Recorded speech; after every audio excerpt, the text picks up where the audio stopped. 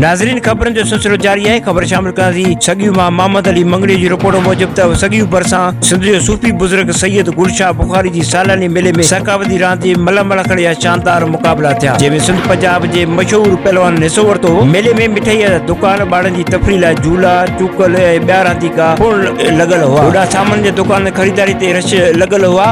मेले में हाजी कलंदर बख्शो, मेले जी अॻुवाणी कंदड़ वज़ीर अहमद, वॾेरो तालिब हुसैन भुट्टो, साईं सैयद लीमन शाह, एडी प्रोफेसर अज़हर अली, उस्ताद महरम अली, नदीम अली दायो ॿियनि मौज़ूद शख़्सियतुनि शिरकत कई, जंहिं कामयाबी हासिल कंदड़ पहलवान खे इनाम ॾेई ऐं संदसि हौसला अफ़ज़ाई कई, जंहिंमें पहलवान में अवेस गांगरो, मंठार बुक्टी, जब्बार चन्नो, इरशाद चाचड़, सैयद गुलाम असगर शाह, एजाज शीदी समेत ॿियनि पहलवान ने हिसो वरितो ऐं ख़ूब दाद हासिल कयो। मेले दौरान ॿारनि जी तफ़रीह लाइ मुख़्तलिफ़ फिरड़ियूं ऐं रांदीका जा तफ़रीह लाइ लॻाया विया हुआ, जॾहिं त मुख़्तलिफ़ हंधनि ते शयुनि जा स्टाल पिणु लॻाया हुआ, जिन मां ॿार लुत्फ़अंदा थींदा रहिया। जॾहिं त मेले जा कमेटी जो सदर सेठ रहमतुल्लाह लको, सूमर चन्ना ऐं ॿियनि मेले जी निगरानी करे रहिया हुआ।